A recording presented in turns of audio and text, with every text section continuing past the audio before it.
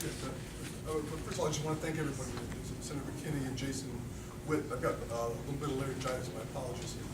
I'm wondering, when you listen to some of the time the dance, it seems to me, I worked in Washington for a while at OMB at the White House, the Reagan Administration, and then up on Capitol Hill in the Senate.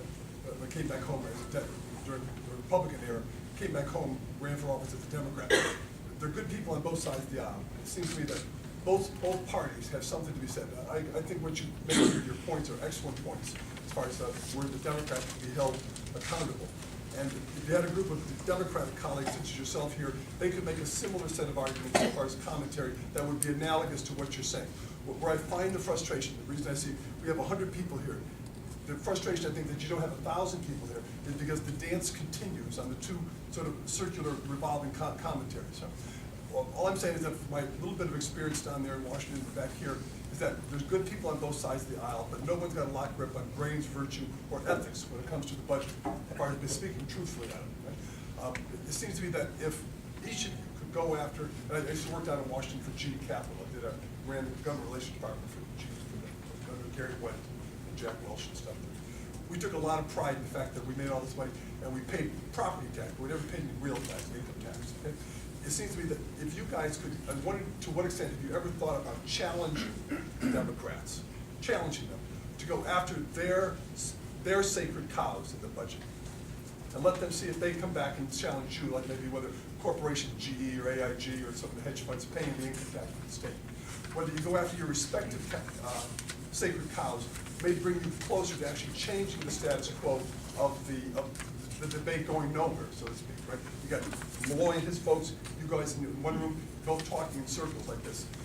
But it seems to me that unless each of you can somehow make the other side, shame them, whatever you want to call it, into going after your respective sacred cows, you're not going to move the debate forward or get people really believing that that there's some movement here, there's some progress to be made. I guess, have you thought about either trying to see if you can identify some small element of your sacred cows, maybe some of the big corporations that don't pay any taxes, and in return for the Democrats being sort of forced into going after some of their social programs, which they would want to hide, which could be made more efficient, as they call it that way, and then actually get something that would make a difference in the debate versus the constant just two groups spinning their wheels. But look, I completely agree. I don't think anybody in this room or anybody who suffered through this economy cares about Republicans and Democrats. They want their jobs. They want their businesses. I'll use Dave as an example. If there's a governor who could get him to full employment with his guys, he wouldn't care what party the governor's with. I think we've both gone after our sacred cows. I mean, I just stood up and I said I want to get the state out of the delivery of social services and do that through our nonprofits. Now, the other side would say he wants to privatize. That's going after a sacred cow.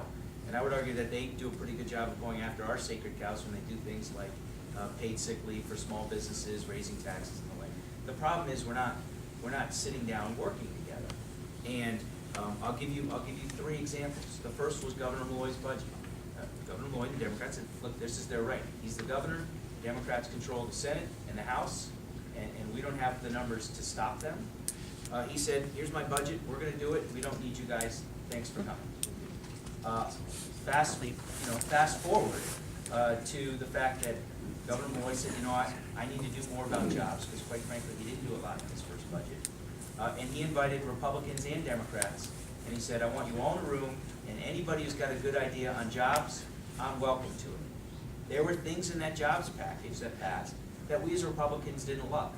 There were things in the jobs package that the Democrats didn't love.